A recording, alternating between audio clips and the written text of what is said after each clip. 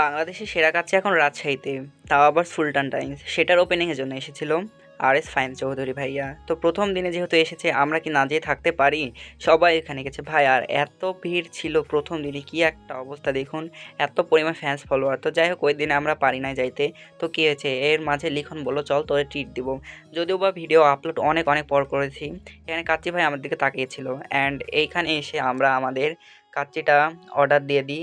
আমাদের সিরিয়ালটা দিই ভাই, প্রথমে সিরিয়ালটা দিই। কি একটা অবস্থা, এত পরিমাণ ভিড় ছিল। ফাইনালি আমরা ঢুকে পড়ি 1 ঘন্টা রেস্ট করার পর।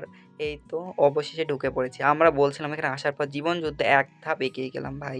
এখানে আসার পর এত পরিমাণ ভিড় ছিল, হুজুগে বাঙালি বলে কথা। রাজশাহীতে নতুন একটা রেস্টুরেন্ট ওপেনিং হওয়ার সাথে সাথে এত পরিমাণ লোকজন আসে। এখানে লিখনই যেহেতু ট্রিট দিবে, ওই তো অর্ডারটা দিয়ে দিচ্ছিল। আমার কি, ও যা ইচ্ছা অর্ডার দিক। এইদিকে ভাই আমাদের প্লেটগুলো দিয়ে যায়। প্লেটের উপর লেখা আছে সুলতানস ডাইন। ভাই হাতটা ওয়াশ করে চলে আসি এইদিকে। আর এই তো বোরহানি সব কিছু দিয়ে যায়। এত পরিমাণ ভিড় ছিল যার কারণে আমাদের একটা টেবিল শেয়ার করে বসতে হয়েছে। যাই হোক, ব্যাপার না, আমাদের কাচ্চি খাওয়া নিয়ে কথা। আর দেখুন কাচ্চির লুকটা জাস্ট ওয়াও, দেখেই তো লোভ লাগছে ভাই, খাইতে তো ভালো হবেই। যাই হোক, অনেক ভিডিও করার পর এখানে দেখি বোরহানির গায়ে চুল। ভাই এসব, এত বড় রেস্টুরেন্ট, এইসব যদি না দেখে কেমনে হয় ভাই? এসব অবশ্যই দেখতে হবে আপনাদের। এইখানে আমি কাচ্চিগুলো সব বেড়ে নিচ্ছিলাম, আর প্রথমে অল্প একটু নিয়েছি। আলুগুলো দেখেন জাস্ট, মাশাল্লাহ এত পরিমাণ নরম ছিল। মাংসের কথা নাই বলে আপনারাই তো দেখতে পাচ্ছেন। আর যদি বলি টেস্টের কথা, টেস্ট নিয়ে কোনো কথাই হবে না। আমরা জানি বাংলাদেশের বেস্ট কাচ্চি হলো সুলতান ডাইন। তো নিঃসন্দেহে আপনারাও চলে আসুন একদিন সুলতান ডাইনে। আর এইদিকে আমি লিখনে কে আমার ভিডিও করে দিতে দিতে ওর নেয়াই হয়েছিল না, পরে ও নিল। আর প্রথমে বোরহানি ট্রাই করলো, বললো বোরহানি তার থিকনেস অনেক ভালো আছে, এটাই আগে ট্রাই করতে হবে। দেন এই তো আমাদের খাওয়া শেষের দিকে প্রায়। আর এই দিকে আমি হলো কাচ্চির টেস্টটা আরও বাড়ানোর জন্য লেবু তারপর শসা একসাথে নিয়ে সুন্দর করে মেখে নিলাম। অ্যান্ড এখানে আমি কাঁচামরিচ সহ খেয়েছিলাম। কি একটা অবস্থা ভাই, কাঁচামরিচ দেওয়ার পর আমার মুখের মধ্যে একদম জ্বলে যাচ্ছিল, কিছু আমি বলতে পারছিলাম না এখানে। আর এইদিকে লিখনের খাইতে খাইতে ওর যা অবস্থা, বলছিল ভাই অনেক সুন্দর ছিল। এমনিতেই তো মোটু খাইতে খাইতে ওর অবস্থা একদম খারাপ।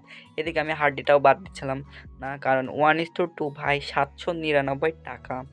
799 টাকা শুনতে কি অবাক লাগছে, তাই না? যাই হোক, আমরা যেহেতু গরিব, একদিনে আসবো, নেক্সট টাইম আসতে পারবো কি পারবো না জানি না। এখানে আমি বোরহানিটা শেষ করলাম। আমি যদিও বোরহানি খাই না আগের থেকেই, ভাল লাগতো না। এখানে হাতটা ওয়াশ করে চলে আসলাম। আর বিলটা এই তো আমাদের রেডি হয়ে গেছে। বিল দেখে তো আমার মাথা ঘুরে গিয়েছে।